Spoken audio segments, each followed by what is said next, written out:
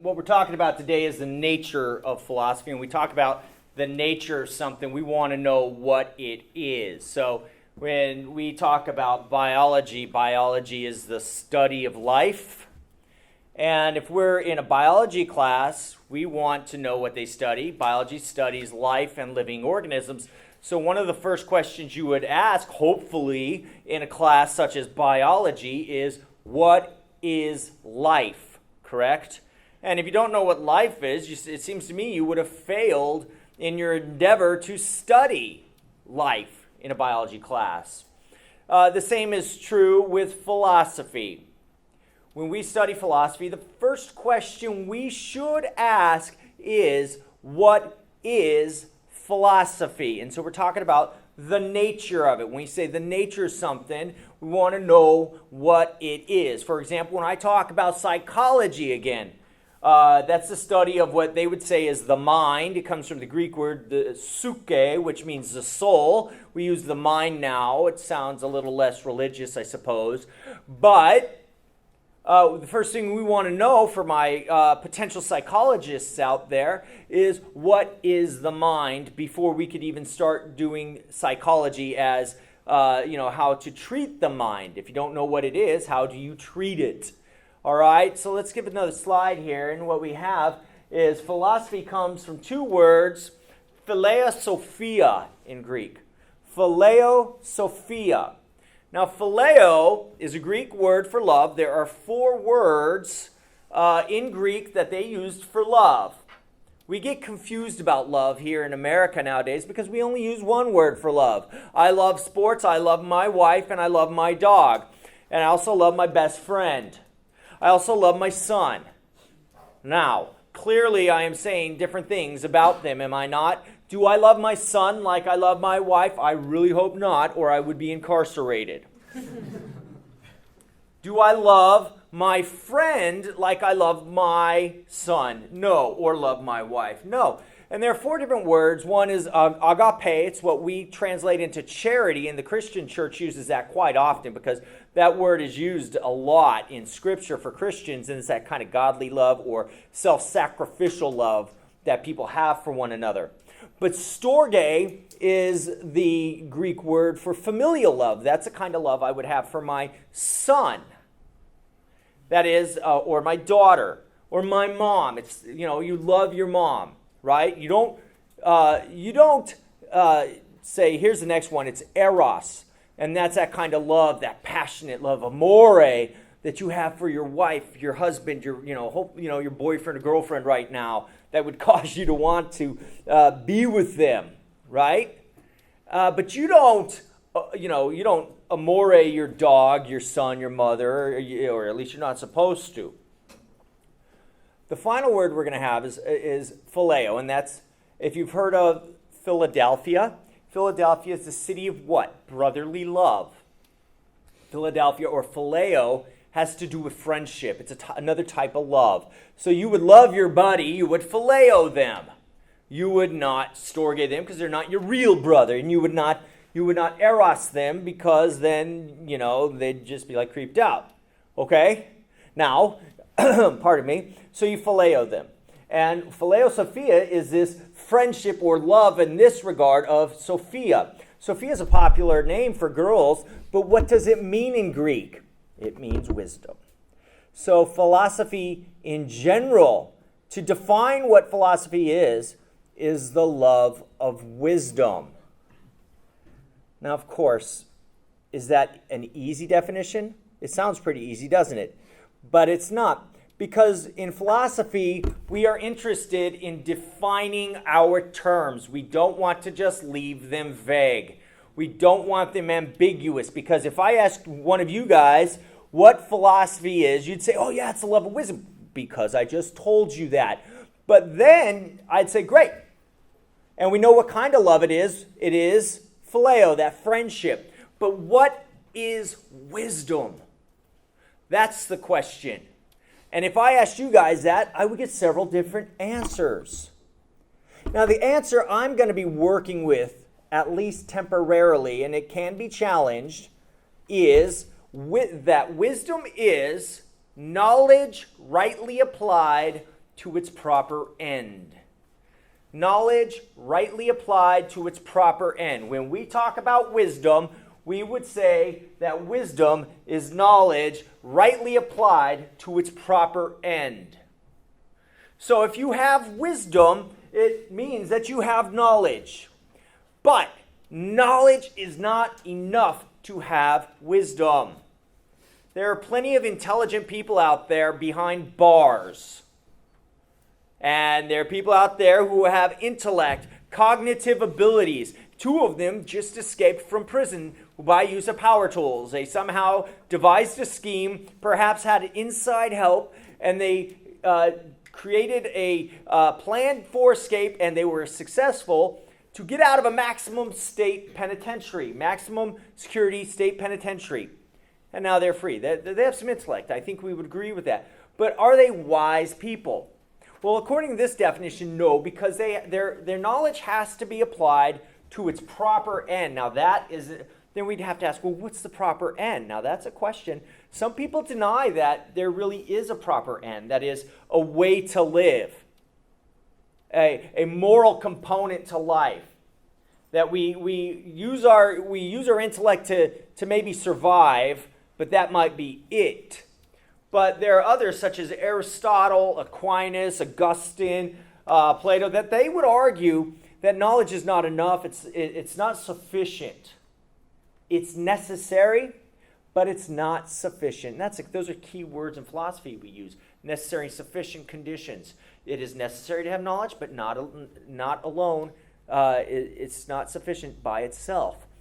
So you need a moral component. You need to apply it in a certain way, in a moral sense. And we have to find out what that is. And we use our intellect to find it, and then we apply it. And thus, wisdom is not just a cognitive ability or an awareness of something, but it is also an action, that it is a way we live life. And we have to ask ourselves, do we have knowledge, 1? And 2, when we do gain knowledge, do we use it in the right way? And we could judge society by this. We could look and say, yes, some people are not really all that bright, therefore they can't be wise. And then there are some who are bright, but they do some pretty bad things. They're not wise. And then we can look at others, and hopefully we look up to them and we say, that person's wise, and I would like to be like them because they are doing it right. Now, in philosophy, there are 3 branches. The first one is epistemology. The second one is metaphysics. And the third branch is ethics. We have epistemology, metaphysics, and ethics. Now, we could get a little farther into this. We could talk a little bit about logic and methodology, and that's fine. But there are subfields of philosophy that will all come under these 3 branches of epistemology, metaphysics, and ethics. And in philosophy, what do we like to do? We like to define our terms, right? So the first thing I said, what is philosophy? I asked that question. I said it's the love of wisdom. Then we discussed what kind of love it is. And then we went on to discuss what wisdom is. And wisdom is knowledge rightly applied to its proper end. So if I get here and I say philosophy has 3 branches, one of them is epistemology, the other is metaphysics, and the third one's ethics, I guess the first thing I would want to do is ask the question, what do I mean by the word epistemology? We'll take it in order. So what is epistemology? Epistemology is the study and theories of knowledge. Epistemology is the study and theories of knowledge.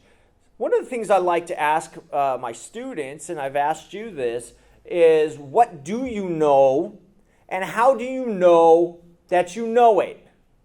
And when you say, I know this, what do you mean by the word knowledge? And a lot of people say, well, you know. You just know what you know. And they're using the word know, in their definition. They're using the definindum in the definition. All right? We don't want that. We want to give a set of conditions that we would have to have knowledge. And we could say, if I have this, I must know something. But then again, that knowledge, we have to also ask the question, do I know that this is the right definition of knowledge? And there's a debate over this. What does it mean to know something? A lot of people say that if I know something, I can sense it through the five senses. The five senses are seeing, touching, tasting, smelling, and hearing. And some people would say, if I can't sense it, I can't know it.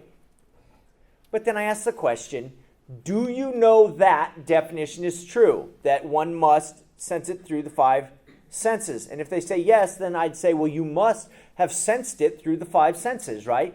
Could you smell the truth of what you just said? Could you hear the truth of what you just said? Can you taste it? Or you see what I'm getting at? That definition does not follow the criteria laid out that one must be able to sense it. So it is what's known as self-referentially defeating. That means if you apply the definition to it, it fails the definition. It's kind of like saying there is no such thing as truth, and that is a true statement. That is self-referentially defeating because that statement cannot be true. So it's self-referentially defeating. So epistemology is the study of theories of knowledge. And when we talk about that, now we want to know, well, then what do we know, what not? We're following our trend here of asking questions. What does it mean when you say knowledge? What is knowledge? Well, there's a traditional belief, and this has been challenged, and we will discuss this later. The traditional or accepted or received definition of knowledge that we generally can go by, and I think it's a great starting point, is that knowledge is justified true belief. Now, I will explain this in a little more depth. To have justified true belief, one must have a belief, right? Let's take knowledge. If you have knowledge of a proposition, and a proposition, as I said yesterday, is a statement that is either true or false. And I shall repeat that. A proposition is a statement that is either true or false. So, if you say, let's take the proposition God exists, and you say, I have knowledge that God exists. First of all, you could not say, I know God exists, but not believe it, right? That would be a little weird.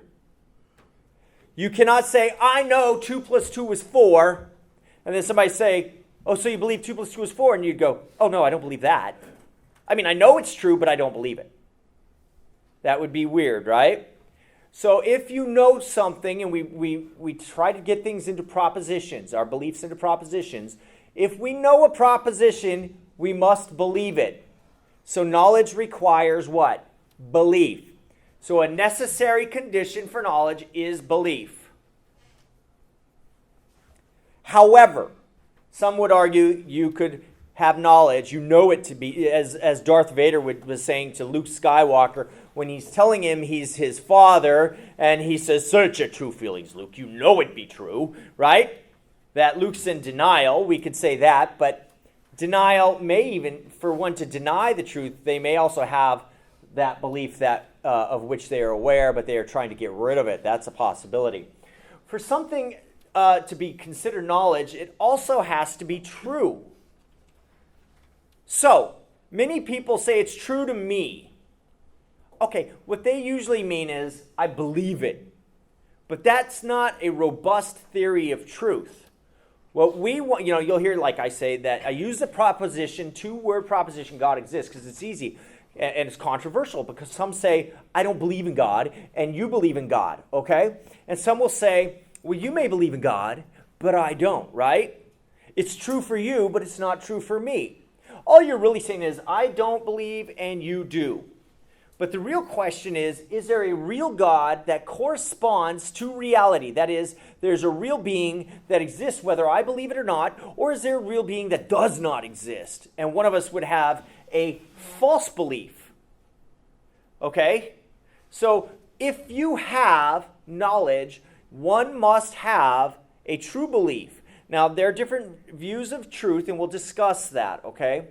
But on the definition I'm using is we want, if we're going to have reality, knowledge, we're going to have beliefs that line up with reality. And if they line up with reality, we call them true beliefs. But is that sufficient for knowledge? No. Because just because you have a true belief doesn't mean you know something. Let me give you an example. I go to the lottery, right?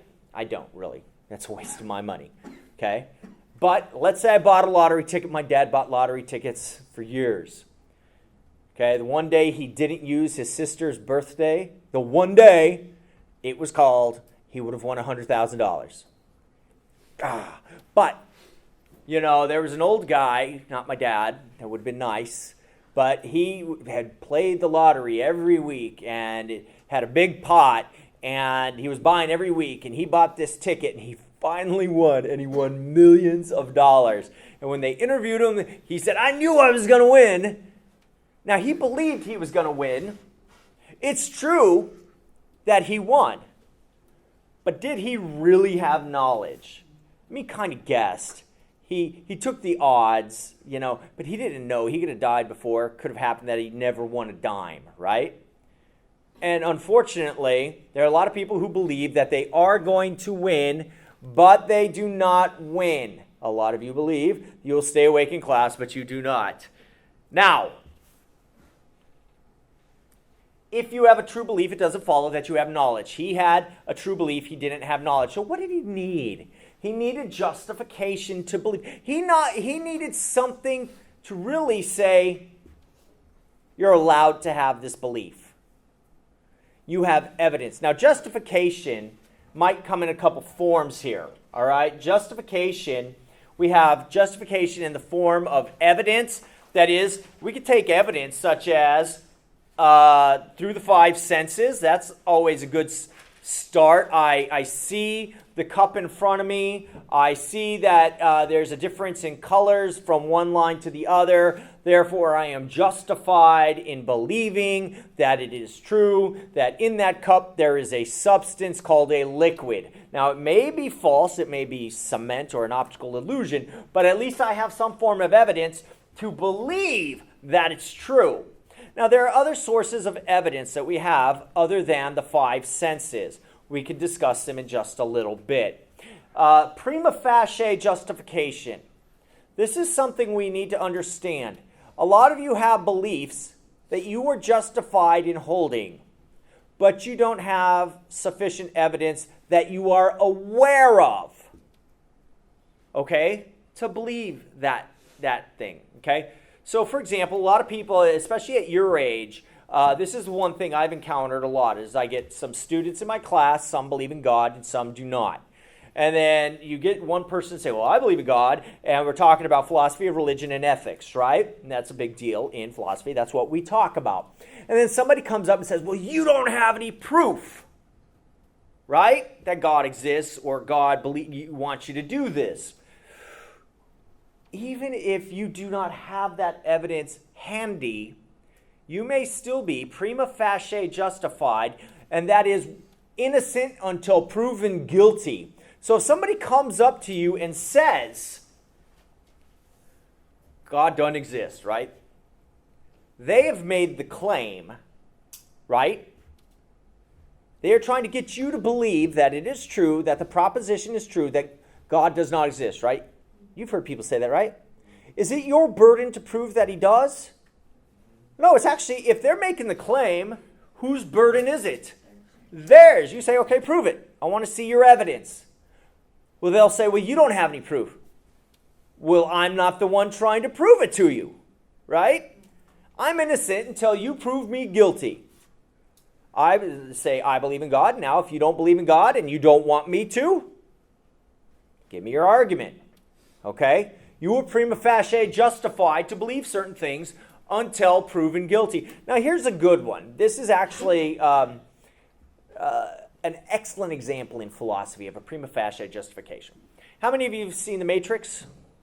2 by now, because it's an old movie, right? But if you know anything about The Matrix, or how many of you have seen Vanilla Sky? Okay, the girls have. Good. I liked it. It was a creepy movie, wasn't it? Yes. So we have an instance of people who are in their mind, but not in reality, right? For example, in The Matrix, They are not living in reality in the matrix. They think they are, but really they are nothing more than what Descartes, the philosopher, would consider, brain in a vat. Okay, this idea that there's some kind of evil genius, that's the evil genius. Descartes would have called it an evil demon or something, causing us to see, hear, touch, taste, see all these visual effects, hear all these things. It seems like reality when in fact it is not, right? And then some people would say, well, how do you know you are not dreaming right now? After all, have you not had dreams that seem so real? I know I have. And you're like, I'm there. And then you woke up and you go, oh, that's kind of crazy. I thought I was really doing this. And then it gets crazy. I thought I was flying, but let's be honest. We've had the dream where we really thought we were awake. But if somebody comes up to you and says, you know what? You may be dreaming right now. How would you prove that you are not? Well, of course, if somebody's going to make that claim, and I say, good, it is possible. Why don't you prove it to me that I am? Because it seems to me that I'm not. If I wake up in a few minutes, I'll be great. But if you were going to argue right now with me that I am in fact dreaming, give me your evidence. Or if you're going to tell me I'm a brain in a vat, show me somehow. Prove it to me. Because you're the one making the claim, right? In this case, I am what? Innocent until proven guilty. I have a right to believe I am how I am until somebody tells me I'm not. I am prima facie justified. Now, we could justify things through evidence or proof. Remember, that word is thrown around quite a bit, especially when it comes to ethics and God. And people say, well, you don't have proof. Well, the problem with that is most people have not examined the concept of proof. What does it mean to have proof? What does it mean to justify a belief? On what grounds do we do such things? And there are different methods that we would use, or sources, I will call them, of justification. We have perception. Perception comes through the 5 senses. Hearing, touching, tasting, smelling, and seeing, right? And as I said before, we have good justification to believe things that come through our senses. Do our senses always tell us the truth? No, they do not. When I look at a railway, as I go down the tracks, the farther down it goes, the closer they appear to one another. And so my senses are telling me that the tracks are getting smaller. But my mind, something there tells me that my eyes are fooling me. That they really are not getting smaller. They are really not getting closer together. And that as the plane leaves, the people inside and the plane itself is not getting smaller. But I just perceive it as smaller. I don't perceive that it's smaller. I perceive as smaller, and that's a definition you'll need to know. A distinction, I should say, that you'll need to know. The distinction between perceiving as and perceiving that. Now, reason, on the other hand, is the use of our mind to determine certain truths about reality that we will judge our perception based on reason. I can use my mind and say, I know that plane did not get smaller. I'm using reason. But here's a better example of that. We should know that if A is taller than B and B is taller than C, that A is taller than C. And I don't even have to see who A, B, and C represent or what A, B, and C represent. If I say Bob is taller than John and John is taller than Sue, I know that Bob is also taller than Sue. I don't even need to see any one of them. I am not using my senses. I am using logic or reason. If I know that A is identical to B and B is identical to C, I know that A is identical to C. I don't even need to know what they are. I could use reason to determine that if I have a bachelor, I also have an unmarried male. Okay, that is knowledge through definition there. So I can know that. I can know that if I have a triangle, I have a shaped thing. I can know that all triangles are three-sided objects, and I can know that all triangles are triangled objects. And I can know through reason that triangularity is not identical to trilaterality. I don't even need to see a triangle to do this, right? Let me smell the triangle to make sure that it has all the appropriate angles. No. And you're not going to smell a bachelor or look at a bachelor to determine that he is a male or an unmarried, If you know he's a bachelor, you know he's an unmarried male. You don't need to come up and taste him. Come here, you don't know, yes. I don't know, you may smell like a bachelor, but I'm going to taste you and find out. Oh my God. Let me see your hand. Reason is king in philosophy. It is king in knowledge. It is what makes us determine. When I was in my other class yesterday talking about perception, and I say, look, let's put a stick in a glass of water, and we look at it, and the stick apparently bends, right? And everybody's going refraction, right? Well, we are not using our senses in this case to determine refraction, right? We're using reason. We're asking, why does it appear to be bent when we know through reason that it is not? Okay? So the laws of logic govern how we determine the truth of what our senses tell us. Memory is another one. I could remember certain things. For example, I could remember walking past my office the other day and seeing guys walk out with computers, right? But I wasn't really paying attention at the time. I was reading and texting and talking on my phone. And so I was like, got a book in my hand, and then I texted. But in the other corner of my eye, I see this happening. I didn't pay attention to it. But then I get to my office later on, and I go, where's my computer? And then I go, oh, I remember seeing the people taking it out. And it looked like you. You stole my computer. Because now I remember, and I'm getting new knowledge. I'm using my memory to justify the belief that it is true that it was you who stole my computer. Now, I could also use my memory in other ways. We always do this in the court of law. Ma'am, can you remember what you were wearing that day? Yes, I can. I was wearing, jeans and a T-shirt and stuff like that. Good. Can you also remember and recall what the alleged assailant was wearing? Why, yes, the alleged assailant was wearing jeans and a T-shirt. Is it not true, ma'am, that you are the assailant? No, but you can recall things and draw inferences from them. Further inferences that you would not have in the first place. And we use that in a court of law. We use our senses in a court of law through perception. I saw Colonel Mustard in the study with the lead pipe, right? I heard the blood-curdling screams. We're using perception. But then we reasoned, oh yeah, they were shooting a film in there. And everybody else was in there, and the blood-curdling screams came from Miss Scarlett, who was playing the actor. She was the actress who was playing the victim. And then the real murder took place over here. So I used reason to say it couldn't have been Colonel Mustard with the lead pipe or Miss Scarlett because they were in this room at that time. So I've used reason to rule them out. Use my senses to perceive them, use reason to rule them out. And I remember certain facts to recall later to draw other inferences from. Finally, testimony. Testimony comes in a couple different forms, written and oral.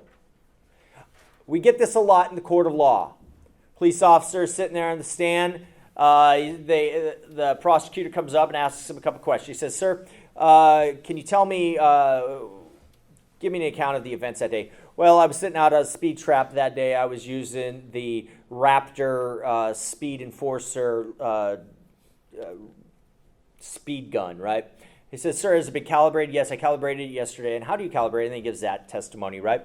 Tells you all these things to let you know that his piece of gear is working properly and he appropriately did his work on it to make it calibrated. And then he says, I saw, a young man of dark complexion in a blue aqua shirt driving a Trans Am down the road, 1977, 6.6 liter Trans Am, and I pointed my speed gun at him and radar gun at him, pulled the trigger, and what I saw was that he was doing 25 miles an hour in a 70 mile an hour zone. So I thought to myself, I better pull this guy over. There's something suspicious. So I pulled him over, and I said, sir, can I see your driver's license and registration? And he says, here. And I said, do you know how fast you were going? And he says, 25. That's right, under the speed limit. And so, now you're getting testimony, right? And if you see Super Troopers, he's saying stuff like, meow, sir. Testimony. Testimony also comes in a written form. I was giving you the court form, but in written form, we believe in George Washington by and large because there are textbooks written about him, correct? You read in your textbooks that George Washington exists. And you believe that he existed. And you believe certain stories about George Washington, that he was a general, that he was the first president of the United States, that he had wooden teeth. Some of you believe that he smoked marijuana, and that may or may not be true, but you got it through some form of testimony, and often it's written. You also believe, now I want you to notice something about George Washington. There are also a lot of myths about George Washington, and we also know that men are fallible in writing this stuff, history, right? Should we not believe George Washington existed because, after all, the history is written by men, right? And there are different versions of the story of George Washington. Should we just say George Washington didn't exist since these things, they're competing accounts of him? I mean, after all, don't the British have their version of George Washington too? I mean, and since there are different accounts of him, shouldn't we just throw the whole concept of George Washington out? Written by men, different in translations of the work about him. There are different accounts of him from different people. So why should we believe him? Now, what have I just given you a criticism of and put George Washington in the place of that? Bible. Who said that? Where? Bible. Right, you've heard that a lot. Oh, the Bible's written by men. A lot of people said other things about Jesus. Some people didn't like him, right? You've heard that's been translated into several different languages, thus it loses its, what it's really saying, right? Can't be, it's not really reliable, right? We believe in George Washington, you have no problem with it, right? But the accounts of a man named Jesus of Nazareth get thrown under the bus because people don't like what he said, right? So what we got to do is we got to take testimony for what it is. And we know that some testimony is reliable and some is not. Some people lie, some people tell the truth. Some people are mistaken, some people are accurate, right? And sometimes when you get multiple accounts, we could take George Washington or we can take Jesus. What that usually says, if you're a police officer and you go talk to the different witnesses of a crime or of an accident, you generally get different stories. That's a good thing because that means they perceived it in different ways and that it really happened. What happens if their stories are too close together? They made it up. They got together and said, okay, I'm going to say this. You need to say this too, okay? And then the police officer, that's why police officers will always separate you to get your story. They're not going to get you two together. They're going to say, you come on over here. And he's going to turn his back. He's going to make sure you're not looking there. He's going to say, can you tell me what happened here? And then the other officer's talking to you, and you're saying, now you're getting, the facts, and you guys are trying to make it up, and hopefully your stories line up. And then they know you're lying when they're too far off, right?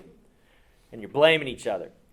But if they are talking about the same thing, but maybe a few different details, it gives them good reason to believe through testimony that what you say is true. Okay, so testimony is a source of justification. Memory is a source of justification. Reason, and I'm going to argue, is the king of justification. And the senses or perception is another source of justification. There are different sources. I would call intuition the recognition of a proposition as true. You just know that it's true. Like if I say 2 plus 2 is 4, you intuitively know it. You wouldn't know it through perception because you don't see 2 plus 2, do you? It makes sense to you. You intuit it. All right? Does that make sense to you, folks? We'll talk more about intuition, and we're also going to talk a little bit about warrant in this class because that's an important topic in epistemology. So, when we talk about truth, we have 3 versions of truth. It's pretty heavy today, and we're going to repeat all of this. When we talk about truth, we got 3 different versions. I gave you one version earlier, and that's the version I hold to, and I think you should too. Now, of course, I think you really do hold to this in general, but you'll often throw it under the bus itself when you don't want to know the truth and when you want to kind of do what you want to do, and you say it's true for you. But all right, let's talk about the first one. It's called coherence. The first definition of truth, we will call it the coherence theory of truth. The coherence theory of truth says this: a statement is true. It's basically a set of beliefs, right? And a statement is true if these set of beliefs cohere with one another and there are no internal logical contradictions. So we'll say a proposition is true if it coheres with all your other beliefs and there are no internal logical contradictions. Are you with me on that? I shall repeat it one more time. The coherence theory of truth says a proposition is true if it coheres with all your beliefs and there are no internal logical contradictions. And so what you do is, in the coherence theory of truth, you have this chain or a web of beliefs, that one belief supports another belief, and that belief supports another belief, and it's supported by other beliefs, right? And these beliefs support themselves like a web. And we can discuss this later. We will absolutely discuss this later in depth. The problem with this is there lacks what's called a properly basic belief, a belief that is not based on any other belief. A properly basic belief is a belief that is not based on any other belief. Now, the coherence theorists of truth argue that there is no such thing as all beliefs are just beliefs that are supported by other beliefs, that we don't have knowledge of something true apart from another belief. We can't have basic beliefs. And this is what the French philosopher Descartes was trying to get at, what's called a foundational belief, a bottom belief that we could start with, that we know is true, and we start founding other beliefs or supporting other beliefs with it. And he started with a belief where he said, cogito ergo sum, I think, therefore I am. This is a properly basic belief. He does not need any other beliefs to know this belief. And from there, he'd like to start creating what he would call a noetic structure. That's a stockpile of belief, or a belief structure, where we start building beliefs upon beliefs.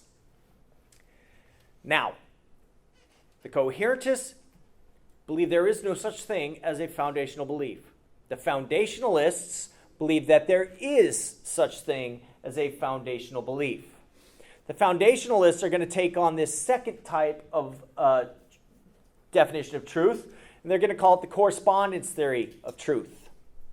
The correspondence theory of truth says this. It says that a proposition is true if and only if it corresponds to the way the world really is.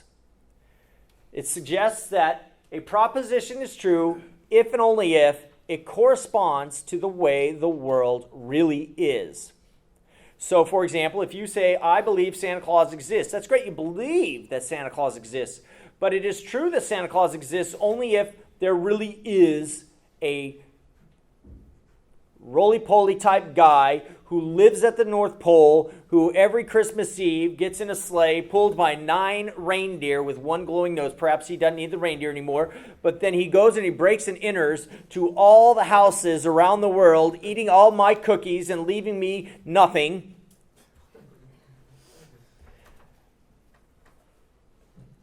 Truth, in this case, is not true for me. It's true in a correspondence sense. It says it is true if and only if there really is a Santa Claus. And if there is no real Santa Claus, then it is not true.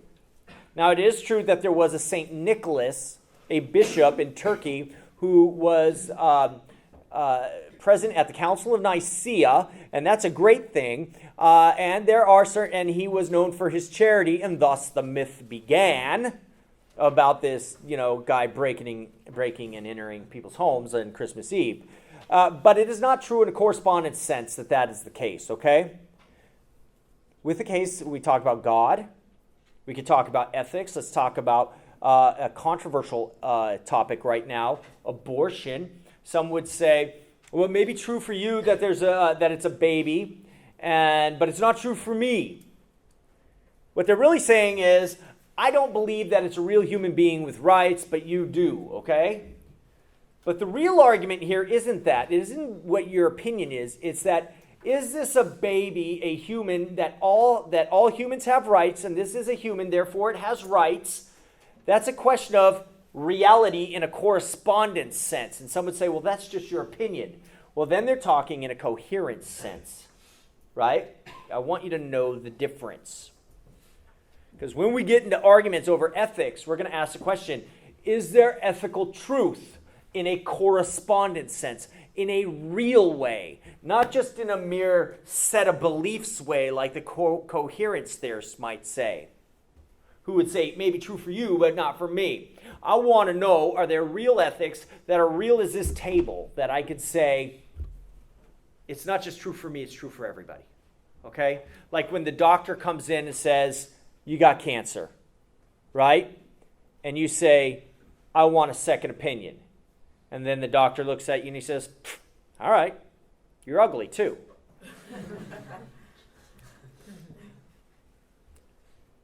You're not going to tell the doctor, well, it may be true for you that I got cancer, but it's not true for me, right? Or you may believe this, but it's not my set of beliefs, right? We're talking a correspondence, a real truth. Is there real moral truth? Is there real religious truth? Do women really have rights? What are rights, right? We have to define that. And we ask, do we really have them? Do humans have them? If humans don't have them, then women don't have them. You know, see where I'm going with this? We want to know and have truth in a real, robust kind of way. The final way we're going to talk about truth is the pragmatic sense. And all that says is it's true if it works. It's true if it works. Now that may sound insincere, but science uses this a lot. In the medieval time, Middle Ages we'll call it. No, I don't like to say medieval. That sounds like there are a bunch of knights roaming around. But Middle Ages, there was this use of the pragmatic theory of truth where they, for example, used a certain model of the universe or the solar system which put the Earth in the center rather than the sun. And we call this the geocentric model of the solar system.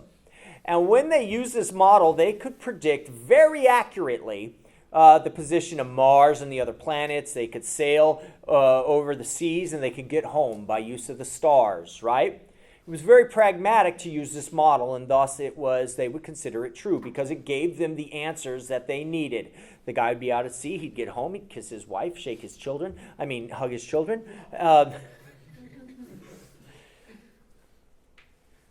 It worked, it's pragmatic. We could use it in an insincere way where certain people like Machiavelli would suggest that we tell what's called the noble lie, just to get you to do what we want, and we'll call that true. And in a way, unfortunately, our president has been accused of that when he was saying, you can keep your doctor, and you could keep, your health care, period, right? And he repeated it, I don't know how many times, all his, supporters repeated. Was that true? It was true in the sense it got what he wanted. It got the healthcare bill passed. Was it true? Are we out of space? Yeah. Not a problem. Was it true in a correspondence sense? No, it was not. It didn't correspond to reality. People did not keep their health care. They did not keep their doctor. Their prices did not go down. They went up. Turned out to be kind of crummy for a lot of people. But it was pragmatically true. It worked. That would be a less sincere way about it. But there are more sincere ways about pragmatic truth. So if you see something being pragmatically true, it's not necessarily bad. It just means it works.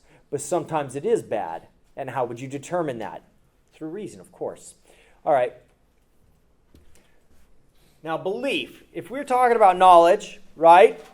If we're talking about wisdom, the love of wisdom, and wisdom is knowledge rightly applied to its proper end, and knowledge we would call justified true belief just for the time, and we've gone through just types of justification and certain types of belief, truth. Now we got to talk about belief. What is belief? This is very short. I'm going to use this definition. This is the one that we will use. You can memorize it, but it's this. Belief is a psychological disposition to affirm a proposition is true. Belief is a psychological disposition, I usually say to hold a proposition as true, or you could say affirm like I just said. Belief is a psychological disposition to hold a proposition as true. You got all that? No, Uno más. A belief is a psychological disposition to hold a proposition as true, or to be true. And remember, a proposition is a statement that's either what? True or false, right?